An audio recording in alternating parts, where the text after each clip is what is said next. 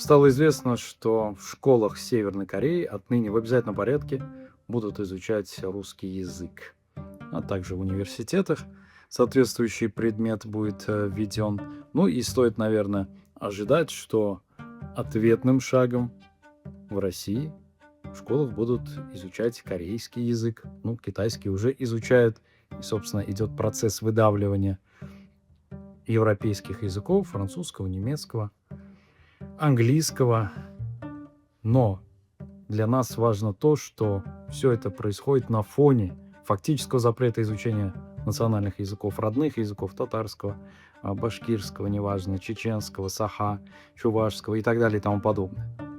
Закрытие единственной татарской школы в Москве, где проживает несколько сот тысяч татар, тоже говорит о том, что Россия движется по пути Северной Кореи, где должен быть один народ, один царь, одна религия.